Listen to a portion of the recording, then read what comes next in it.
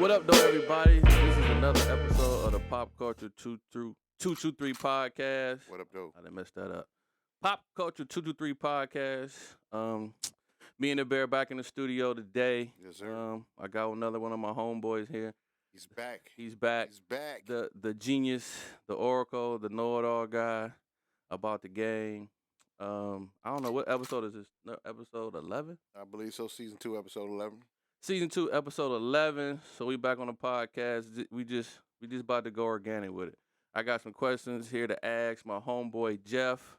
I'm gonna let him reintroduce himself again. I think he was on episode 2 or 3. 2 or 3 on season 1. People loved him. That was the most watched episode ever. Yes, sir. In Pop Culture 223 existence. So I'm gonna let Jeff introduce himself. Go ahead, Jeff. All right, Kev, thanks. First and foremost, unlike last time, I'm actually going to try and answer your questions. But yeah, I'm Jeff Wild with DMI Performance, owner, lead instructor. We offer all types of performance-driven firearms training. And if you guys listen to that episode, you pretty much know who I am. So let's get hot with it. Yes, sir. Let's get it in.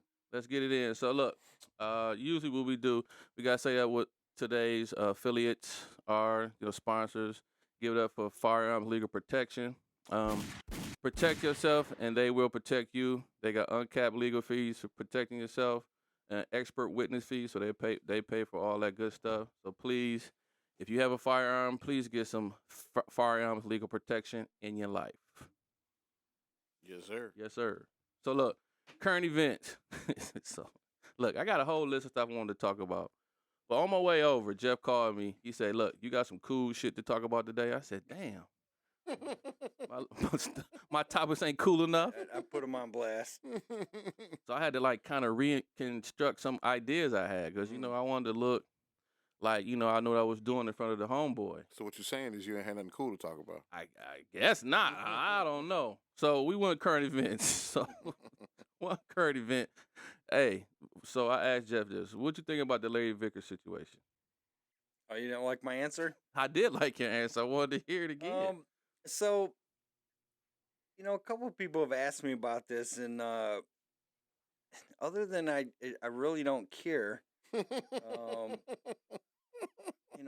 that's harsh, but my life doesn't change one way or another, okay? Right. Here we got an individual who's well known, who has willingly participated within the system, broke the rules that he agreed to abide by, and he has admitted to that and is paying the price. I mean, that's really... It's cut and dry on that. Doesn't change my life one bit or another, right? So that's kind of my thoughts. Best wishes to Larry, and he's done some work for the country and the 2A community, and hopefully he doesn't get pounded too hard by the gavel. That's it. So on to the next event. next current event. What you think about the brace ban being dead? And I was just looking at it. I was trying to read through the information that kept saying in common use. So I'm assuming because it was so many braces in common use, like between 3 to 5 million braces in the hands of law-abiding citizens, that kind of helped them figure out, look, it's kind of unlawful. So what's your thoughts on the brace ban? Before you give that, because I got a question that kind of goes into that as well, because I didn't hear about this part. You guys can probably tell me if that was the truth. So does that still eliminate with the brace ban being shot down? Does that still eliminate the not being able to shoulder a brace? So this latest circuit court ruling, judgment, stay, whatever the legal term is for it, shot down the rule in its entirety. So not just the brace part of it. So anything that was included in that ruling was shot down, is what my understanding of it is. And Gotcha. That's what I kind of thought too. So back to KJ's question there. I was talking to some guys at the Axe match yesterday that were talking about this, and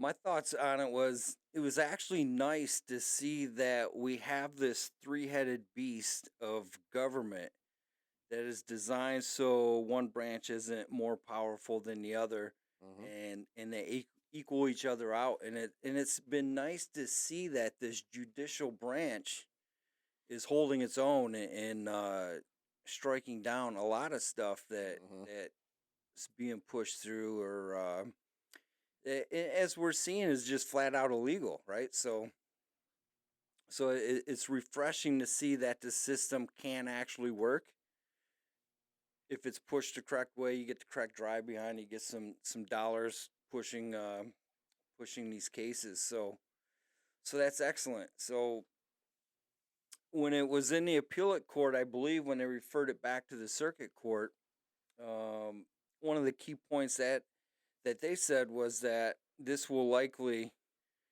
be shot down, or it is likely illegal. You can't reclassify a pistol just because it has a brace or a stock on it. A pistol is always a pistol. Mm-hmm. And so when they finally gave this current opinion or decision, it flat out just said that Congress has given you no authority to create legislation or to change wording within the National Firearms Act. Mm. So, barring new legislation, none of this stands. Mm. So, it was an absolute. And so that's good. That's a win. But it also sets the precedence that, if things get crazy and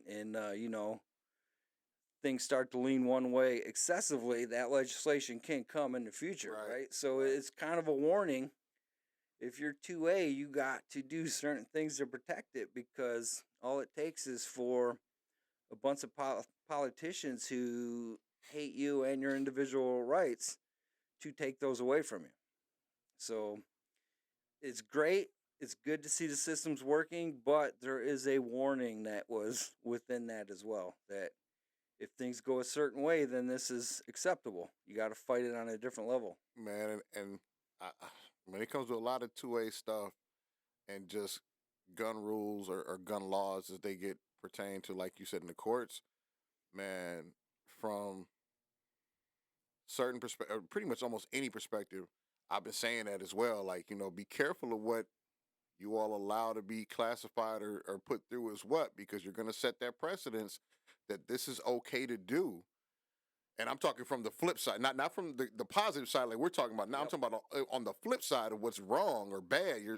You're allowing this to happen. So guess what? You're setting that precedence that this is okay. You're going to start having more people doing said event or said thing going that way. Yeah, that's you definitely got to pay attention to that. So what you're trying to say is, if we use the language within the system, is that the laws the Constitution, state constitution, whatnot, is a limit on government power, and all power not spelled out within those documents is reserved for the people. Okay, the people is us, all of us combined. So what you're saying is, and I agree with you wholeheartedly, that if, because your team jersey is the side that is taking away something from someone you don't like, it's okay. You're just telling them that it's okay to take stuff away from you, regardless of what jersey you're wearing and what jersey they're wearing. Right. Now you open the door for a lot of other, a whole lot of things. Yeah. So I know this was a question I was asking Jeff. So in the 2A space, is there, can you be on the fence with some things, if you say that you pro 2A and you for the Second Amendment and in protecting yourself, and you think citizens should have every opportunity to protect themselves? Do you think as a person can be on the fence? Is it like they can be on both sides? Like, you can protect yourself, but I don't think you should have this. Anything in any walk of life that comes before the but in a sentence means that you don't believe it. Right? I'm 2A, but, okay? So you're not 2A, okay? I believe that we should have diversity, but, right? So that means you don't believe in diversity. Right. Okay? So when guys say, hey, And my brother ran for Congress as a Democrat in a Democrat district, and they're forcing that national Democrat narrative, to get the funding and whatnot, and he was saying, I'm 2A, but these rifles people have, that's not my dad's shotgun that he went hunting with. And it's irrelevant. It's a total straw man argument. You're trying to introduce something to the equation that doesn't exist. Okay, so by saying I'm pro 2A means that you're pro 2A. That means every person has the right to keep and bear arms, regardless of anything else. Okay, so this is where the courts muddy things up and say, well, you can put some limitations on it, right? So you can forbid felons from being 2A'ers and or participating as a 2A'er. And just talking with some people, and we agree, is like, just because you're a felon, if you paid your debt to society and you got out and you're free, I'm not talking about on parole, not on probation or whatever. I'm talking about you've paid your debt and you've moved on. So if those people can't be trusted with firearms, okay, why are they out on the streets? So it's just admitting that our system is broken and rehabilitating these people. So something to think about. What? I'm glad you said that. Yeah. Okay, hey, we gonna. I was getting to answer your question. I was just taking the long road. Right. No, you could. Well, hold on. I want to say something. A little shout out to Felons with Firearms. Shout him out. I'm gonna tag him in this one, that statement, because he's all about rehabbing, got information for people that have felonies that want to get back in the system, that want to carry a firearm. There's somebody on the gram. That's it's that's called their name? Felons for Firearms. That's what's up. See, I did a IG with him. See, I wouldn't even go in there. See, I didn't even know that when I was smiling like, oh, Jeff, go in there. So the reason why I said that, and I said I'm glad you went there, is because not just on a 2A level, but having that same perspective in general. Like you said, did their time, did their due. Why can't they have this and do that? Because that's the same thing for guns, jobs, so loans, certain things, and it's like, okay, they did their crime, they did this, but now you basically are almost forcing them to go back to that cycle because you're not allowing them to get the things that we can get because they're felons. So how is that, like you said, helping your? I was. He stopped me there because I was just. We're on a smiling. tangent now, right? Yeah, because I was with you, like, yeah. This is deeper than Nino Brown, so to speak. But you know what I mean. But that's Man, okay. I'm just want to do a shout out to my dog. So to answer Kev's question, we'll get back on that topic. I mean, that's the rabbit hole, right? We can fill the whole show on this topic, but okay, for me to say that, hey, I'm pro 2A, but you shouldn't be able to have this, is just the same as me saying, hey, as a black male, you have the right to vote, just not on Tuesdays. right. Okay? I agree. So it's for me saying that, hey, women should be able to vote, just not on days that end with a Y. Right? Every day. Okay, so I agree. So you have the right to travel. Right. Right? It's a God-given right. You have the right to travel freely. But with the mindset of we can limit it is like, but you can't drive cars or ride bikes. Mm-hmm. Okay, so you got to walk everywhere you go, and you can't use a public road, and you have to pay $200 tax to be able to do it. Okay, so this is kind of where the but leads us. Is like, so I believe that it actually, let me scratch that. It's not a belief of mine. It is understanding that every individual has the God-given right to the pursuit of happiness and liberty.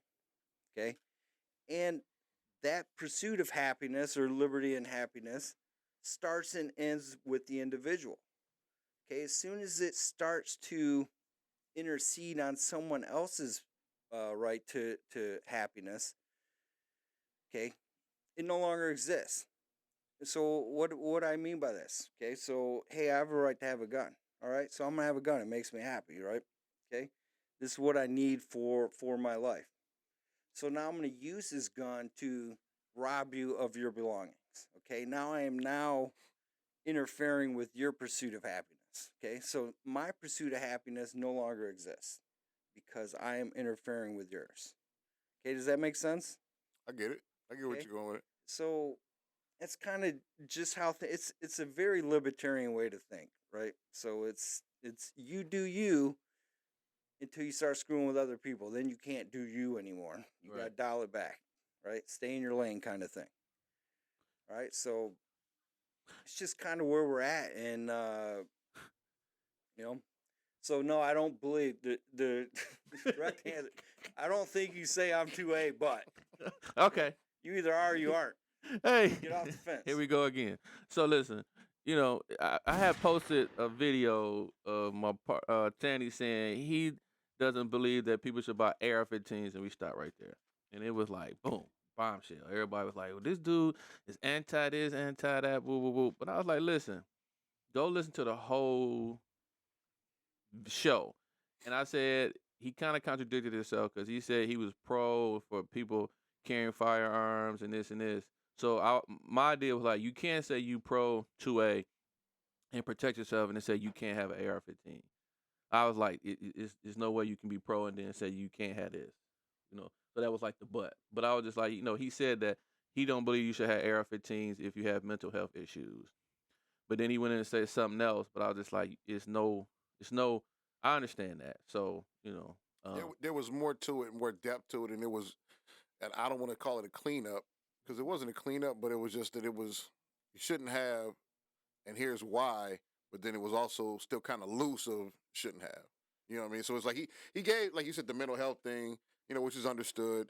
I'm the big and that's my fight, and I don't mean my fight, but that's my angle of the fight that I always like to champion of. Like, okay, when people start talking about AR-15s and banning this and banning that and so forth, the thing I stand on, it's not the gun. Let's look at all the people that have mental health issues that we're allowing to have, and that's the proponent of it. Sure, if you want to ban people that quote unquote shouldn't have guns because of a health reason, okay, if that's the issue, then that should be the issue, not the weapon. Because I tell you what, I can put any number of guns inside a sane person's hand, and they're not going to just run off and just start shooting guns. To kill people, shall we say? I am shooting guns, but we're all gonna go out and shoot guns. But you know what I mean. And it's like that's the angle and the leg that I like to stand on, because to me that's where the lines start to blur a lot. You know what I mean? And that's just from my perspective. Yeah, so I think he started with like not all Democrats are mm-hmm. anti-gun, Yeah, or just because we're Democrat doesn't mean we're anti-gun, right. or anti-2A, but we are, right? Right. It's the slippery slope of, well, we'll start here. It's just as we talked about. We allow government to take a little bit away, then they're gonna want to keep taking some away, and next thing you know, we're sitting here going like, remember when we used to be able to own guns and shoot guns? Like, it's a slippery slope. Once you open the door, it's like, they take an inch, and next they take a Right. mile. I think there's a flow chart. It's the question is, should government, and the answer is no. Right. Right. So. All right. So, hey, we jumped into that. So, like that one, huh? yeah, I love that one. Hey, you got a class coming up in December. It's the low light class, right? I need to get into that class, but just talk about that class and just give us a little insight on what that class offer, and just some topics or ideas or methods you like to teach in that class. So the class you're talking about, if you go to DMIPerformance.com, is primary handgun low light applications. In that course, it has a prerequisite of being in primary handgun 2 day before, or an approved equivalent. And the reason why we have that prerequisite is we're not teaching performance shooting fundamentals. We're not teaching you how to manipulate the gun. It is strictly understanding lighting sources, how to get the light in play, a lot of one-handed shooting type stuff. So you got to have a little bit before you can get in that class. It's not where you come out of your CPL class saying, all right, I'm ready for this low light stuff. So what do we cover in this course? We understand lighting. what it means, that what the terms mean, different techniques.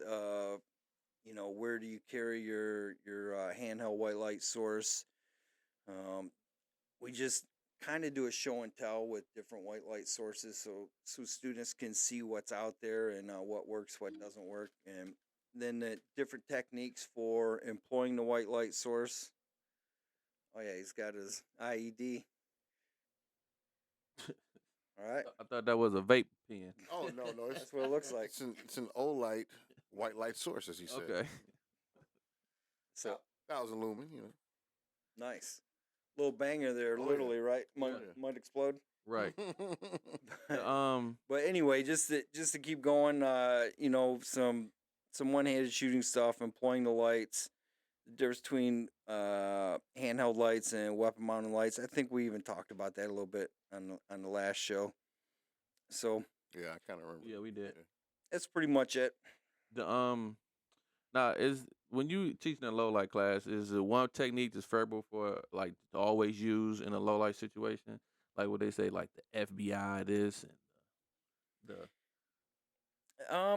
I honestly I don't think so, just because um when you're doing administrative tasks, okay, then holding the light up out above your head's obviously not going to work, right? So sometimes that cheek. chin or cheek or neck technique works. So I'm going to jump ahead here because I know you're going to want to talk about it. But in Performance Fight Club structural applications, we have a no light portion, and that cheek or chin technique or neck technique actually was the favored one between most of the students once they started processing the structures and trying to ID threats. So I don't think anyone stands out, as, hey, this is the absolute one to go to, because I think they all serve a good purpose. So it's just understanding the techniques and where to apply them is what's important there. So I know you mentioned something about prerequisites, and can you talk about that a little bit more? Like, is that something that can slow down a class if, say, you just allow a person to come in because they said that they train with Billie Jean and or you know what I'm saying, or this and that, and they come into class and you find out they don't have the skill set. So vetting an instructor and also vetting students, is that like very well for as far as an instructor vetting a student, is that very important? It is, because if a shooter's not tuned in, and that's why anything above a level 1 course, um, we start with a skill validation. Okay, so regardless of what prereqs you said you had and we approved them and let you in class, you got to perform right out of the gate. Okay, and hey, this guy has some fundamental issues, this guy has some manipulation issues, they need some work before they can get in here, and this is not the course that we do it in. And if it becomes that course, everyone has to be on that level to dial it back, or else they're not getting what they paid for. So Right.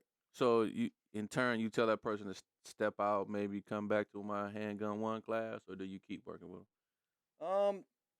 it depends. It's a case by case situation.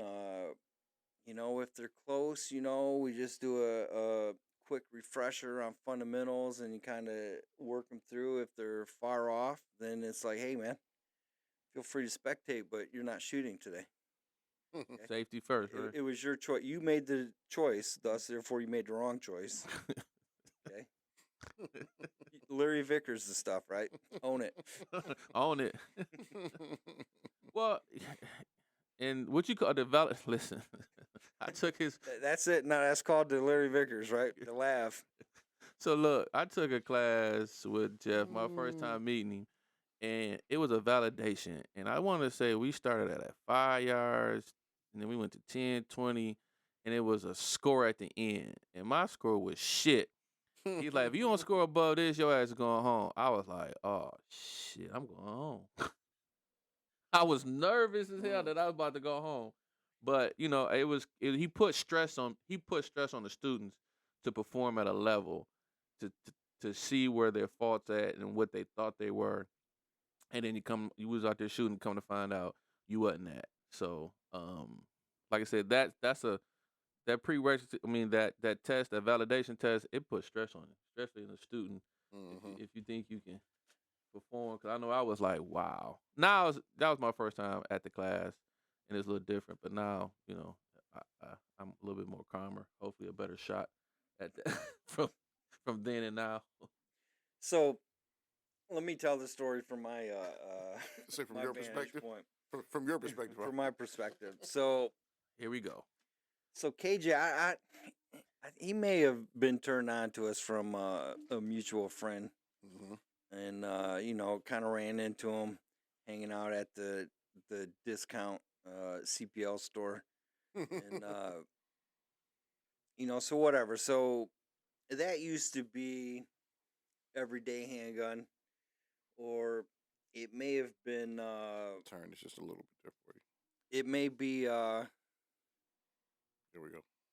all right. Kev's not allowed, he's allowed to turn his head and not talking to the mic, but I get corrected. All right. No, you were good. It just swung on its own. I'm like, yeah. Let's put this back in. I think I'm pulling the wire under the table here. I think Kate is hitting the table and it's bouncing. Probably it around. my big pause. I'm sorry.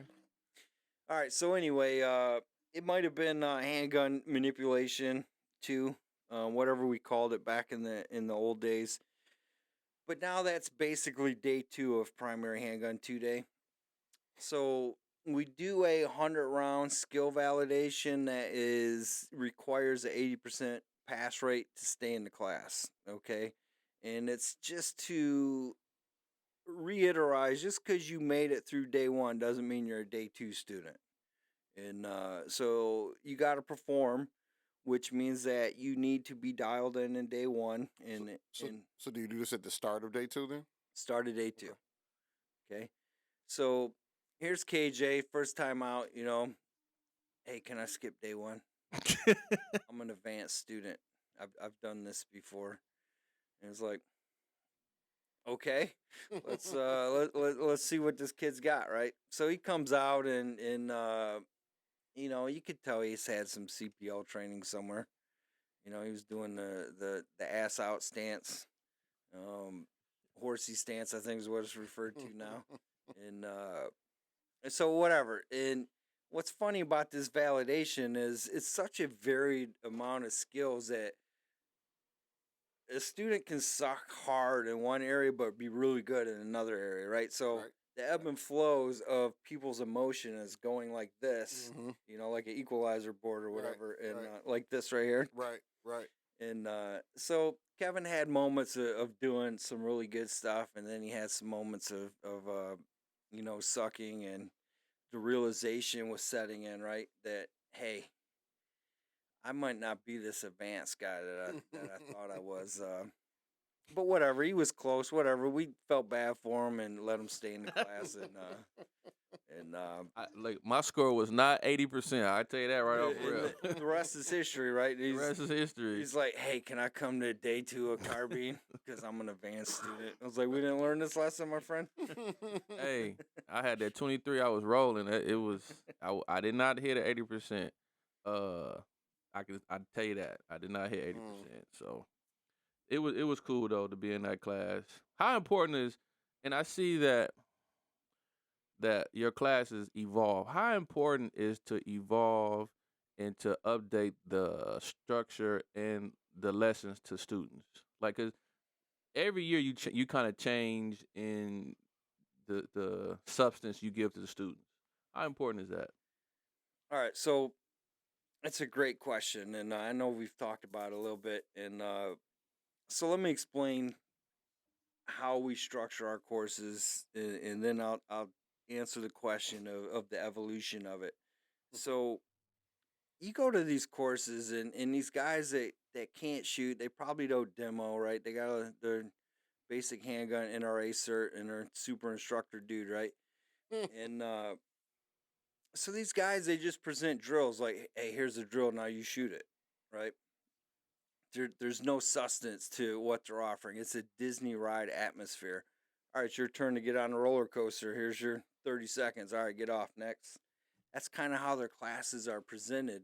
And so with DMI Performance, we tend to look at particular skills, give you why they're important, give you the parameters of why that why is important to justify why you need to spend time on this. And then, by the way, here's a drill for you to practice that skill. Mm-hmm. Okay. So that's our format. And so I would rather give you everything besides the shooting in a course and let you go shoot by yourself somewhere else. Okay. That's how I look at the courses. So when you talk about the evolution of it, if we look at day one of primary handgun 2 day, the drills are almost the same as they were 10 years ago. Okay. But what we do to get to those drills is where the evolution is. And, maybe some stuff falls out, some stuff comes in. But we evolve as instructors, right? So we're continually learning, we're doing research, we're taking courses ourselves. And Mm-hmm. so I'm not the same person I was 10 years ago. Right. Okay. My understanding of certain things is not the same as it was 10 years ago. So, and just to add on is I try to offer courses that I would want to take, right? That I would be willing to pay for. And so if I come up with some new information, that has helped me, it would be a disservice not to stay with you because, like, well, that's how they taught me in NRA 15 years ago. Right. Okay, this is the only way. This is the way, right? Right. And so we're constantly evolving stuff. And KJ was like, hey, man, you've been sneaking off taking some classes, Jeff. I was like, dude, I've been on like a book reading bender as of late. So, Book reading like give us some drops. What you been reading? I spend a lot of time in windshield time driving around some audio books. There we go. That's what I like. So I've got to listen to them more than once to retain. It's not the same as reading it. And but the one that I constantly listen to repeatedly is Violence of Mind by Varg Freeborn. His follow-up book, Beyond Uda, just hit audiobook, and so I've listened to that one a couple times. One I just got done with, and it is it's called How to Learn or Learning How to Learn. It's actually an adaptation aimed towards kids or teenagers. Okay, it takes the science of what your body's doing, what your mind's doing, your neurological system, and just kind of simplifying it so a young teenager would understand what you're saying. Right. And amazing book. Okay, so that one's on repeat. Mindset by Carol Dweck is amazing. I've listened to that a couple times, and I actually purchased the summary version of it to get the short version of it as well. So understanding the difference between a fixed and a growth mindset, helps you as a person move on. So, or become better. And at the end of the day, that's what these courses are. Is like we're not teaching people to be, aggressive and ruthless and gun duelers. At the end of the day, man, it is a simple message of life, man. You leave this course today a better person than you were when you got here. Yes, sir. And so, any books that will help me understand that premise better, if I can make myself a better person, maybe I can help you be a better person. Mm-hmm. And so those are a couple of the books that I'll listen to repeatedly. So there's some other stuff out there we can chat about later on. Well, I'm glad you said that. And like I said, everybody, please go check him out. DMI Performance. He says DMIperformance.com. Yeah. And me and Bear was on this tip last week or 2 weeks ago. We were just like, look, I'm tired of seeing on IG. I want to call out bullshit, but we don't.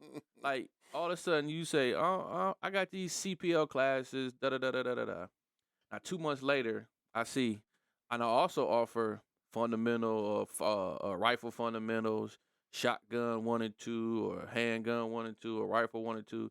Just because you went to said company and you got the certificate that said I can now teach a handgun defensive or a rifle defensive class.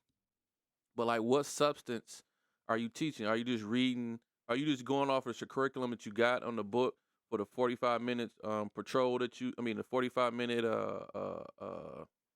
book you read or whatever.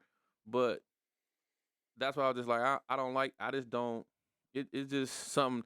It's just a pet peeve of mine. Like, I just hate to see that. All of a sudden, you teach CPL classes. You were doing good. That was your lane. Now all of a sudden, you got into teaching advanced classes from said company because they give out certificates because you pay some money, opposed to doing what you did and teaching it and reading up on it. Taking the classes from here in evolves into this because you're reading books, you're putting substance back in the class to put substance into the students. That's what I'm talking about. That shit right there is what I'm talking about. That's why you need to go to DMI Performance. He giving you more than just, correct. He giving you substance and the why. All right. Was there a question mixed in No, there? no, it wasn't. It's just I was just, it's just one of. Well, basically, what happened was we were, and I'm gonna have to cut that dead silence part out, even though and make it shorter because it was funny though. But basically, we were just talking about like calling bullshit when bullshit needs to be called, and it's like I've always felt on the error of the side of I'll call bullshit, but because I don't want that side of the fight. I don't have the time or the energy. I mean, I call out who it was that did said bullshit, but I'll call out the bullshit in itself. And then people that follow each other, we follow each other, whatever. You'll know who I'm talking about. And I got no problem coming to you directly, but I'm not gonna put you on blast like that unless it's super egregious, like certain stuff is. But like what he's talking about too is so like what I like to think of in myself is I learned from KJ. I learned from you. You know what I'm saying? I learned from people that do this and have been doing this longer than I have. So what I do is I literally take whatever knowledge I can take as a CPL instructor, as a basic shotgun and basic AR instructor, and I make sure that I'm a better instructor by whatever I learned from you all. I don't pass on and say, hey, I'm going to teach you guys how to run through walls and tactical this, that, and the third, and so forth, so forth. But what happened was me teaching a basic shotgun course, somebody took a course, took said basic shotgun course, and then all of a sudden they were teaching shotgun. Shotgun master. And it's like, wait a minute, you didn't even go through the course to do it. You took it as a student, not as an instructor course. Like I took the actual, my NRA certs those are part of my NRA certs. But like again, I'm not afraid to say that mine are basic. You want to know more? Go see DMI Performance. You know what I mean? That's more advanced training. I'm not opposed to or shy about saying it. That's what I teach, entry level stuff. Mm-hmm. That's what it's for. It's entry level, and I tell people all the time, go take advanced stuff. If we want to do advanced, we can do advanced. But this is what this is. But said person literally was just like, oh, okay, came took the class, and like a month later, hey, come see me for this shotgun course. Whoa, wait a minute. What? Yeah, but you taking outside training and you ain't sitting on your butt. You taking outside training and you putting that into your curriculum. Right. So that's basically, I'm just like, look, don't sit on your butt and just read something off said platform and now you're a defensive handgun instructor. I guess that's just. We're saying the same thing. Yeah. I'm just saying that literally. You're saying the same thing I'm saying. Where, like I said, I take the knowledge that I get and I pour it into, and make my basic class a little more than basic because I have that extra knowledge from you all, from everybody else and other shooters and other instructors. Right. Versus, like you said, and I'm saying we just saying it different ways.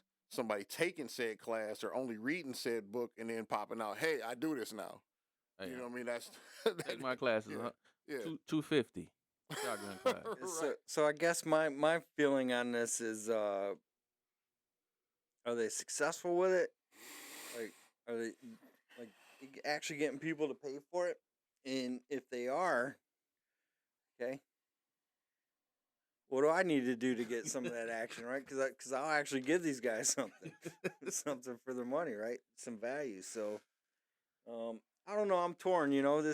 I believe in free market capitalism. If don't want to knock someone's hustle, but at the same time, if they're selling, hey, this is how you gunfight with a shotgun, or this is how you gunfight with that, and like can't even pass a whatever. It's not even a qualification, but you couldn't Right. even I know what you're pass saying. Yeah. personal protection inside your home. Right. 100 round range session, Mm-hmm. which to pass that class, you actually have to pass that. So I don't know. It's a slippery slope. I'm not trying to hate on anyone like that, but it's sometimes I just shake my head and you know, even learning what not to do is Mm-hmm. still learning, right? Still learning. Yep. So Always a student. in my history of taking classes, there's only one that I said, if I actually would have paid for this, I would ask for my money back. So you still can learn. Just people just got to understand that, hey, and I tell people this too with DMI Performance, like, don't believe me because I tell you to believe me, right? You get out there and you experience other things and validate, okay, your own decisions based Right. off of multiple things. And Right. even our higher end classes, I say, hey, this isn't the gospel, right? This is my take on it to introduce you to what else is out there beyond us, Right. just to dip your toe in the water. Mm-hmm. And I don't know, it's tough. There's a lot of, as you guys put, bullshit out there. And sadly, with our 8-second attention spans, we eat it up as the gospel, and this is good information.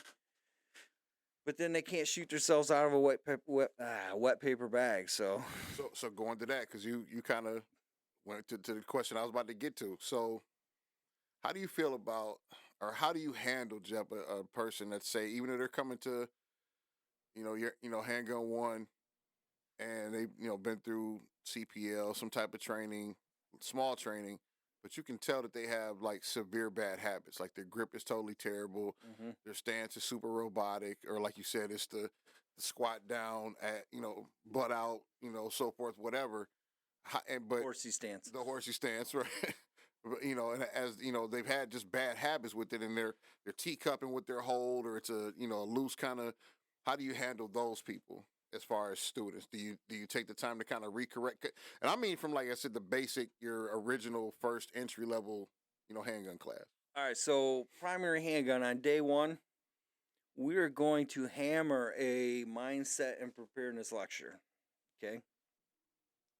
And we talk about the growth and the fixed mindset and the pros and cons that are associated with that.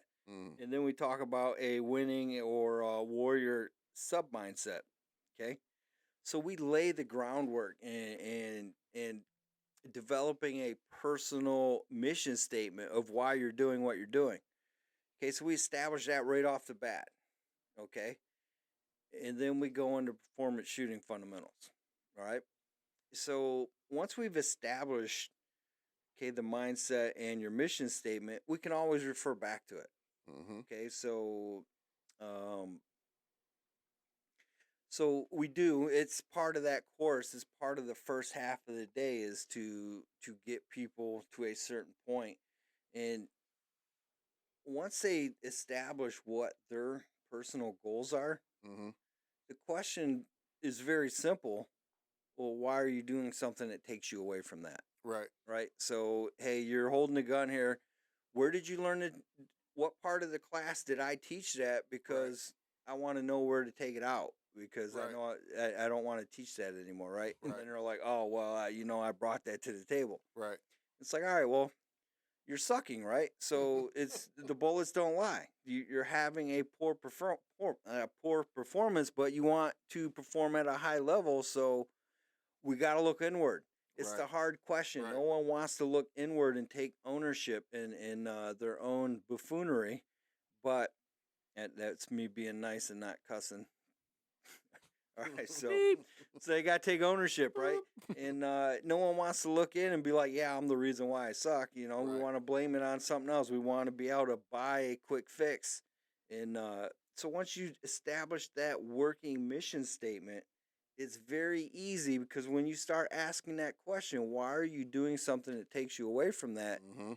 You know, you almost feel stupid. You're Right. you're like you're right. All right. I gotta unscrew myself on Right. this and get going. So when they come with a fixed mindset and they start making excuses for it, okay, at some point you just, all right, man, you're gonna do you. All right, you paid me to listen to me talk for 2 days, Right. and hopefully something resonates at some point, um, to get you thinking a different way, and you know, and it usually does at some point, right? Mm-hmm. But it's tough. But yeah, we really try to un un f those I was about to situations. say you try to un-F that, huh? Go un-F yourself. Yeah. So let me ask you this. I know I said we're gonna get into it. You had a, I don't want to say, well, you had a structure class a week ago. So what did you see in that class when you seen the students run through structures and using the low light? Because you said you did a demo low light class, or it was some low light involved in the structure. What did you see from students when you had returning students, alumni come in that class to use skills you taught them? Like what was that like? All right, so I'm not gonna lie, this is probably the funnest presentation of any course that I've ever done. Okay, I had a riot in it. The students had a riot. So structural applications. Okay, we're processing buildings and doorways, hallways, rooms, and students get into a non-linear, like, flat range situation, right? So the biggest takeaway is students will always they always have a target in front of them that they got to shoot, right? And so everything's a target, everything needs to be shot. So the PID, or positive identification factor, is on full display when you get to this level of course and you're in a beyond 180-degree engagement situation with other people. So um, the biggest takeaway, and listening to guys debrief, over the course of 20 plus hours, whatever we spent between the 2 days and one night, um, the thought of, hey, that guy was facing away from me. We're using full color targets with different personalities, different cultures, armed different ways, armed, Mm-hmm. unarmed. Like, you see a guy behind you, or you see him from behind, he's holding a gun, but all you can see is the base plate of the gun or the bottom of the frame, and dudes all just zip past him. Okay, he's like, oh, he's holding a remote. Okay, and then in this scenario, they get cacked in the back of the head because they lack that PID, Mm. and so it becomes very eye opening for students that, hey, shit's actually pretty tough. Okay. Mm-hmm. And so we laid the groundwork of the understanding in Michigan, the Self Defense Act. Okay, here's what allows you to use deadly force. And so you now have to go figure out if these targets need deadly force or not. Okay, and it's a weird paradigm shift where you introduce that, hey, this is NRA, right? Personal protection inside the home. Mm-hmm. There's that verbal component. Right. So Issuing commands and we being verbal. remind Yeah. them that there's a verbal component, and then you see where their processors are breaking down and they can't formulate words, or you see that they want to talk to the guy with the Draco pointed in their face with the finger on the trigger, and they just blow the guy away that's got a knife that's 15 yards away from them, right? So and then as the instructors are role playing as the bad guys, certain words trigger them and they shoot them, and they're really seeing that, hey, this is tough. Like, the reality of what I'm doing. Okay, everyone has a image of what their self-defense situation is going to look like, Mm-hmm. right? And until that vision is tested, okay, it's a fairy tale. And so it's being tested in this environment as much as it can, right? Without the human element of going force on force. And, you know, that fantasy is being shattered. Okay. And we see students are dialed in more than they've ever been. And they were lucky to shoot 100 rounds over the course of 2 days and one night, right? So it's not a shooting course. And they're just soaking it up like sponges, just taking it all in and like, holy crap, I understand this concept of VUDA now and the orientation of my training and my life experiences, which is nonviolent. That I'm just breezing past these threats, not even thinking anything of them. And depending on what the scenario is, we give them, and so I hope that answered your question. But So did you see some differences going from daylight to low light with the students? low light, they say it's the dark monster or whatnot. The biggest thing that comes about in the low light is the inferiority of lighting equipment, right? You get a group of students, they go in, they put their Wonder Blasters out there, and or their light sticks, and it lights up the entire structure. Okay, then you got the guys that looks like he's holding a birthday candle, walking in the middle of a room, right? And so you're like, oh, Which do you prefer, Jeff? I prefer all the lumens. So the when PID in sunlight is tough, and then you add the darkness, you see that they're like, holy crap, this is just times 1,000.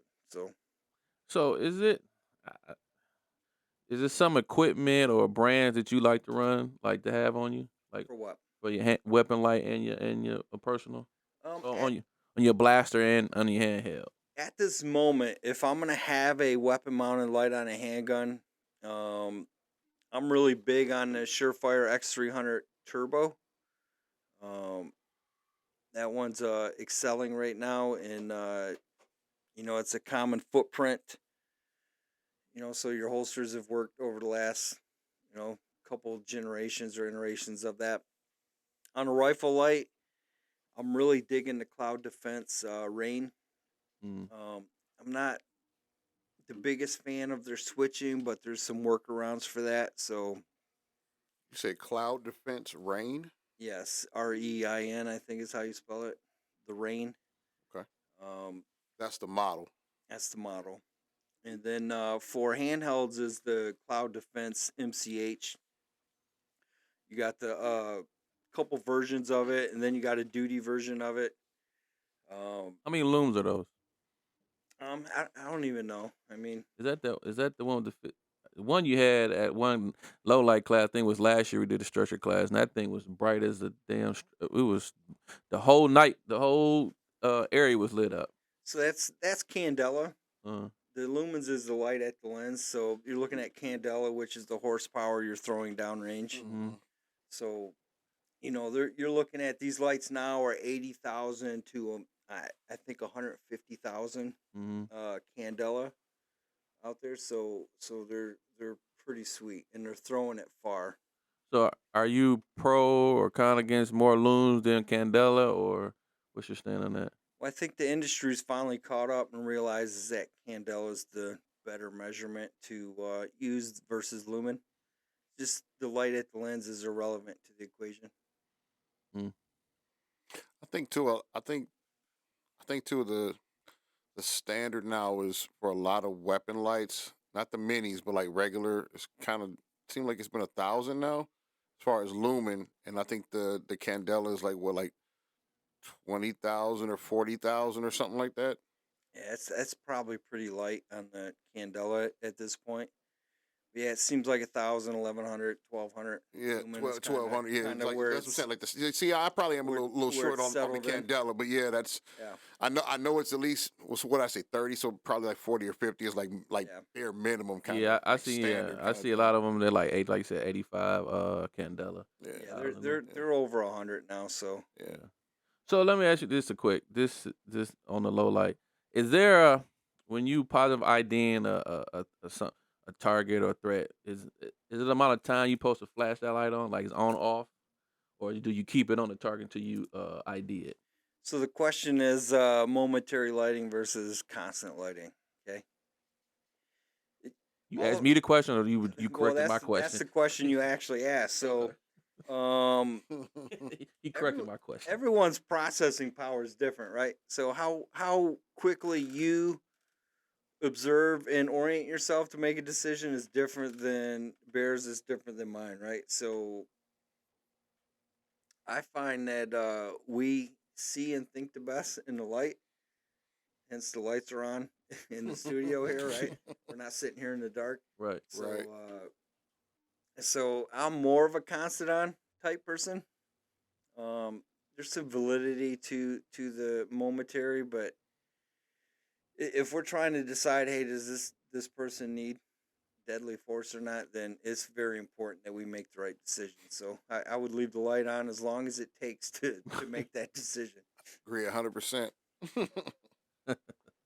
So we about to get out of here, wrap it up a little bit. Give me some, we see this. I don't say I see this a lot, but people talk about when you at a range or indoor outdoor. What are some tips you give some of your students to work on recoil or try to get better at shooting? Do you like when you what's your game time when you go into a range? What's your game time plan? Do Just you give- start off close, Give or us just one. do you One- do one you good tip. say I'm gonna put it back to the wall and just rack off some rounds, or what? And I said one. I said 3 tips. Oh, you said 3? Oh, I mean, okay. he can it's- say it's- one, No, but no, I ain't hear you say 3. My bad. It's the only reason why I was saying I gave a number because I know he can go on. We can go Hey, on these forever guys are about trying to that. push me out of the studio. I'm not. Hey, No, KJ, no. you're paying extra today. No, I'm just saying because I know that's a topic in itself that we The could do a football whole show game on about to that. come on 15 minutes. Oh, man. yeah. Oh, we can put that on the screen. That ain't no Go problem. sports. That Go ain't no sports. problem. That ain't Go no problem. foosball. I'm just talking about because I know that's a show in itself. Sure. You know what I mean? So, So yeah, give us 3. all right. So, in a quick sense, it depends on what I'm trying to work on, Right. right? So, if I'm trying to get back to the basics, right, and I'll work fundamentals, we've got our DMI Performance target that has all of our fundamental drills on it. And I may hit that, for 100 rounds, working each fundamental individually. Okay, if I need to, hey man, I've been kind of screwing up lately. I need to get back to basics and reset. Okay, Right. so we'll do that, and that's trigger discipline. Okay, it's concentrating on follow through. Okay, with the horizontal lines and whatnot, and seeing the sight, calling my shot. So that's that. If I need to focus on distance, then I'll skip the up close stuff and just jump right into it. And if I'm having some fundamental issues, then I'll move up and do some fundamental drills and then get back out to the distance. Okay. So it really just depends what I want to do. But I mean, if you guys want to learn these drills, you can come to the primary handgun 2 day. Is that target training, is that only for DMI performers, or is it open to anybody that wants, like, I want to jump on there? What do you mean? Because some people, some companies, you can go download their targets and their skill. I mean, targets and that drill with that skill. But some of your drills is only for DMI performance students. So we have the DMI Performance Garage, which is our alumni group. We got a Facebook group, and we do have older targets in there that we used to use. We've just combined them all onto one target at this point. So as an alumni, you have access to that. Earlier in the year, we were doing drill of the month. I just got too busy to follow up on it, after the first few. I remember you talking about it the first time. Yeah, so that stuff is there. It's just being open to anyone on the website. I don't have that set up right now. So it's just something we give to our Performance Garage members as a perk to working with us. See, alumni get those benefits. Alumni get the benefits. It just, only why I asked that because I was curious to get some sneak skills or something. So, you want to tell me stop skipping day one? Right, stop skipping day one. Because, we go out to the axe matches, and, coins be out there, and they be out at distance. Them sometimes they're not close. They like at, 15, 25 yards. I'm just like, man, I need to work 30, on that. 40 yards with Right. a big non-threat behind it. Big non-threat behind it. You still think about the 8-inch coin at 30 yards, ain't you? Yeah, you got the non-threats behind it, and then you go down there and look at the non-threat, and you didn't skip one right off the side of the coin into to the chest of the non-threat. So I was just like, man, I'm trying to figure out, when I go to the range, what I'm working on. I still use the dot torture and those 2 or 3 inch bars. I mean squares. So I use a lot of that stuff up close, and then I push it out. But like I said, it all depends on what I'm working on or trying to accomplish that day. So I was just trying to see some give us some tips from the master over here, DMI Performance. Give us some tips of the day, so some people when they look at this, they like, man, I wanna be a DMI Performance dude. What can I do to improve my skills? So you gave them some game. Yeah, I guess the advice then would be if you only did one thing, work on your performance shooting fundamentals, isolating them and with a laser-like focus. There it is. There it is from itself. DM Jeff Wild, DMI Performance. Hey, if we're up against time, I wanted to add, because I told you there was a number that existed, and I wanted to go back to the Pro 2A, but I told you there was a number existed, and I checked my notes, and I remembered what it was, okay? So the argument said, hey, you shouldn't have an AR-15 because, the kids, people are going in and shooting these schools up, and kids are dying, okay? It's propaganda, all right? It's flat out that it is the chance of that happening at your kid's school is 2/1,000,000 of 1%. Okay? Why are we terrifying our kids with this? Okay, and we're trying to strip away the rights to keep our kids safe over something that is your kid's more likely to die from hypertension or a cardiac event from the food we give them every day, or putting them in the back seat of the car and driving around. They're more likely to die going to the doctors than they are in a mass shooting incident. So it's just our perspective is so messed up, and it's almost like it's a narrative that's being pushed to keep us divided. But then you see, yeah. I mean, because you see a lot of schools now doing mass shooter drills, and they went from tornado drills and this. Now they doing mass shooting drills. Sure. I mean, there's nothing wrong with understanding in the event of emergency what our procedure should be.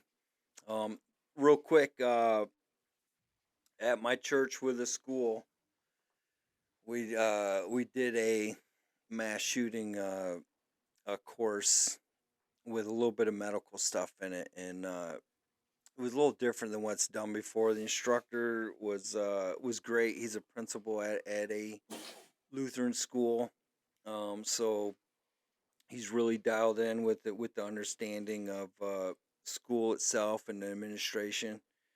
But what I'm getting at, all right. So we went through with the staff, and I got to be the shooter, and so they went through their emergency procedure. I had a cert gun. He's running behind me with a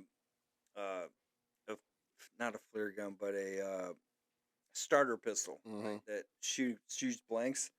He says, "All right, every time I see that laser, I'm gonna pull the trigger on this thing." And dude said, "I couldn't reload fast enough. You shot so much."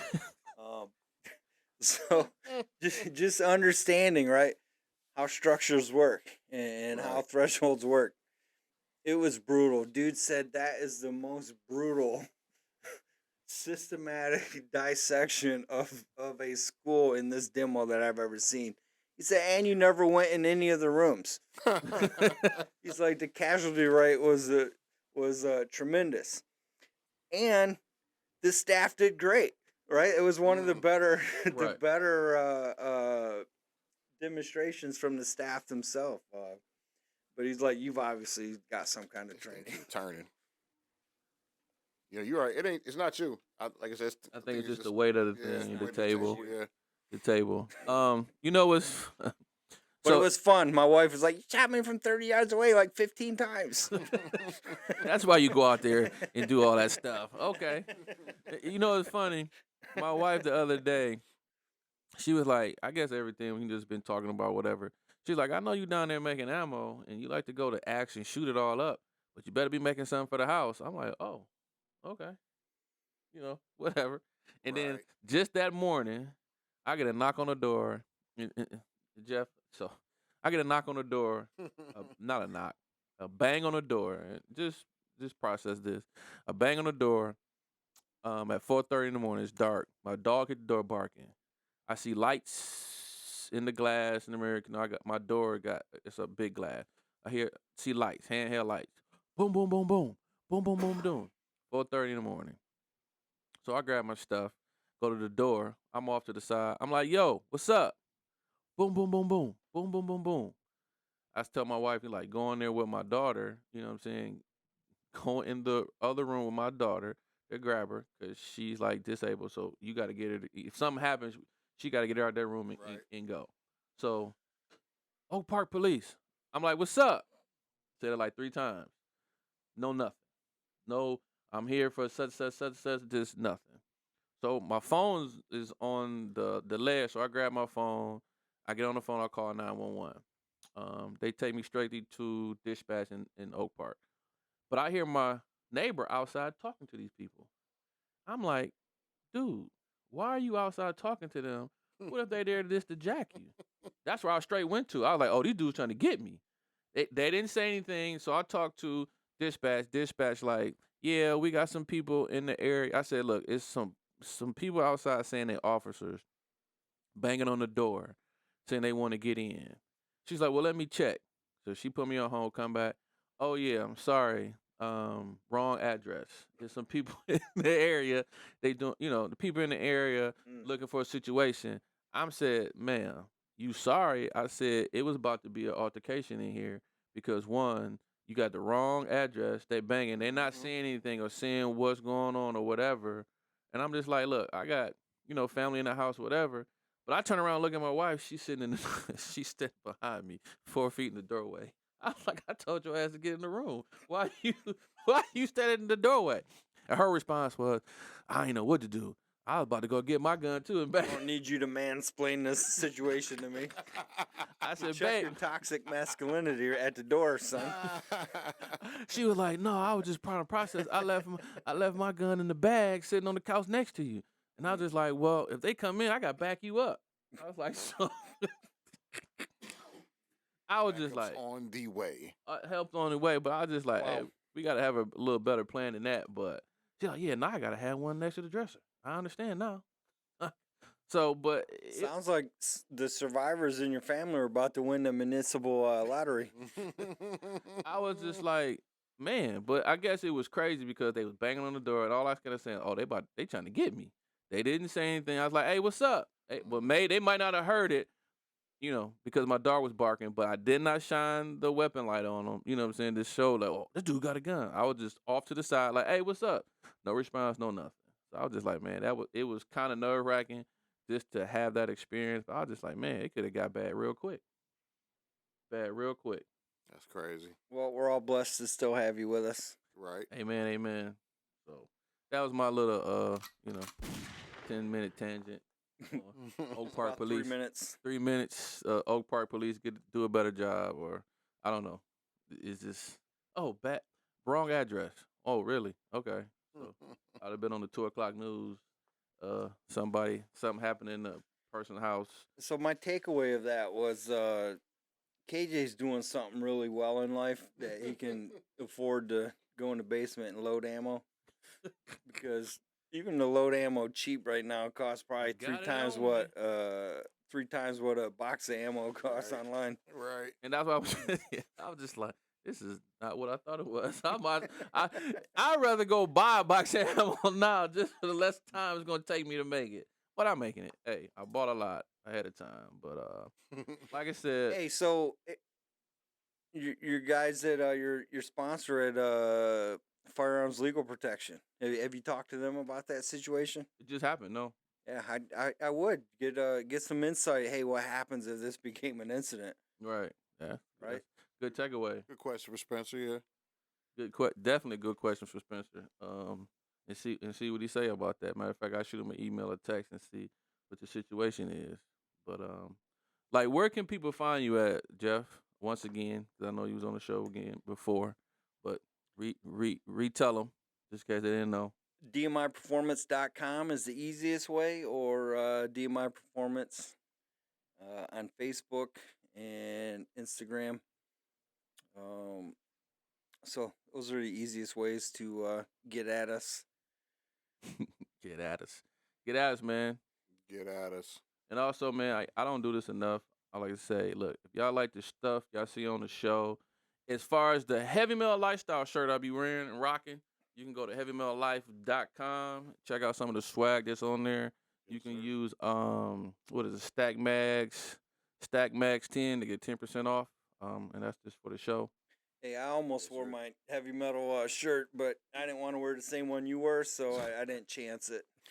And even though it's been a while You since got like we a recorded bunch the of 'em. last episode, I thought about wearing mine, but I didn't want to wear it in back-to-back shows. Right. So, you know. That's what I was like, is this the vest I wore last time? I don't remember, but I'm going to gamble and say it wasn't. Jeff, you got more than one shirt. Yeah. Problem is, been living that relationship and married life, and I've kind of plussed up a little bit. And, how's that going? It's going well. It's a good time. Family's adjusted very well. And it's always good to have a supportive spouse that believes in what you're doing and gives you the support to get out there and work to better your family. Yeah, a supportive spouse. Yes, sir. I got one of those. Amen to that. Amen Yes, to sir. that. So look, we about to get out of here, man. Like I said, I want to thank Jeff for coming on the show again. Give some of that Jeff-ism to the show. That game, that free game he gave us. But like, look him up, man, because like I said, DMI Performance, the classes and everything, I've been taking them, and it changed my skills. It got me better. Just the mindset of preparedness in situations. So, like I said, I appreciate you, Jeff, like for coming on the show and just being one of the good homies, man. You can bounce stuff off of, ideas, talk to, and kind of hold me accountable for different things too. So it's fun coming out, man. We still got to talk about them Knights armaments and cigars and watches and all that stuff we say we're going to talk about. A lot of stuff from the last episode that we didn't get pushed in. So, I guess well, the cigar game is definitely that means I got to come back. Cigar game is definitely a bear thing because I always ask y'all. I'm new to it too, man, so I don't mind chopping it up. And I still say I'm new because there's so many. The cigars are so plentiful and they change so often sometimes, man. I just don't want to look like a dweeb when I'm smoking one. So sometimes I grab one, sometimes I won't, and I don't know what to smoke. So I just ask questions. So somewhere, I don't know, last month or two or whatever, I kind of went on hiatus where I just like, hey, you know what? I'm not buying cigars anymore. If a friend gives me one, whatever, I'm not gonna disrespect them. I'll smoke it with them. Mm-hmm. But I like quit cold turkey and went about a month without smoking any, and then hit a class, and of course students are like, hey, here's cigars, and now you got a nice new collection of shit to smoke. And I smoked them all. It's like, gotta get rid of them because once I go back to the weekday job and I'm smoking them at work, then it becomes a problem, right? So smoke them all out of class and get rid of them. But so I've dialed it way back because it was a little out of control there. Let me ask you, what is the deal with smoking cigars at a handgun class, like, or just a training class in general? What is the correlation? So for me, he's Hannibal Smith, man. He loves it when the plane. I mean, I'm just like, man, why? That's a great question, right? There's another one. So I got two in today. You heard it. So you heard it, Fats. So here's how it started, right? And it went past this, right? As it was like, all right, now we're smoking 4 or 5 out of class versus 2. So generally for me, a certain cigar is what I smoked at every class that I would bring, and it's a timing thing. Okay, I could look at the cigar, okay, and know where I was at in the time of the class, right? Okay, so all right, this one's 3/4 down. You don't understand, but that makes sense. Yeah. So this one's 3/4 down. Okay, so that means it should be about noon. Okay, or it should be 11 o'clock. And all right, so this is where we're at in the class. We're right on time. Mm-hmm. Okay, sir. So just to break it down, I know we shortened. We trying to wrap, but a lot of cigars, depending on which one you are, depending on the gauge and the length and so forth, are basically are. I don't want to say that they're stuck to be a time frame, but it's a generalized time frame of how long it would take to smoke said cigar. And typically, most of them on average, it's about an hour. And then you got some like again, depending on if it's the size of it and the length of it could be a 2 hour smoke. And how aggressive you Yeah. get. So how that aggressive that you but yeah, smoking, yeah. that wasn't the question. I mean, it was the question, but I'm saying why every time you go, well, you see anybody at a training class, so everybody that's an instructor uses a cigar as a time thing. I can't speak for anyone else. Okay. It's just when you out there with guns, and cigars come out. That's me. It is it's enjoyable at the same time, right? And it's still the time thing because, like you said, you use it as a time gauge, but it's also I have the time to smoke that now. Well, I took the Hannibal Smith as like that's what it was. That's what I said. That's what I said. He's Hannibal Smith. He loves it when the plane comes together. I just assume guns and cigars. So some instructors have cult followings and whatnot, and they smoke cigars, and you go to their class and you see all the students that are, hey, I've been in this class 5-6 times. And they're all smoking cigars too because now they're like, hey, that makes me part of the culture. Right. Right? I fit in because I'm smoking cigars and I'm shooting guns and I'm doing something that I've done multiple times. So it's a safe place for me to exist. It's almost like a social event at that point. Mm-hmm. Okay. So it's a I made it here to the advanced class. I can smoke cigars now. I got it. Hey, so check this out. Kick the intro off again. We'll swap shirts. Okay, we'll film the next episode right now. All right, so like I said, we about to end the game, and we up out of here. You got any more questions for Jeff? There, Good, Bear? man. I'm good. I'll catch. I know Jeff be on my head like, you gonna have me back on? When you gonna have us back on, man? You're welcome whenever you want to come on. He gonna say, well, Just KJ don't invite him. You can come on KJ's show whenever you want. Right. You can come on KJ. I just like, look. I'm the one who does all the engineering and editing. You come on. I guess I just looked at it like, I ain't want to have him on too much, or just like, man, you can come on there all the time. You can always come on. We can always kick it. Like I said, even when we don't have guests, I don't look at you as a guest. I look at you part of the pop culture family. If I have an ideal or something, or what's the topic, or you got the Reverend Reggie Run on here again, you know what I'm saying? Just ask me. So I'm like, okay, well, maybe I should have, some questions to ask are different, or what's your perspective? Like I said, I posted that question in the garage, and I got a response. That's what I did, just to put some information and get information back out of there. So that's it. I don't really consider you a guest. I just consider you part of the family. So that's it from us. Bear ain't got nothing else. So look, game recognize game. We recognize you, so please recognize us. Please hit the share button and like button. We need all the love we can get to push this game out. Yes, sir. And as KJ said, and Bear backed him up, stop paying for BS classes. Get out there, get some real training. Please get some real training from DMI Performance. Go check him out. For real. And we out. Peace.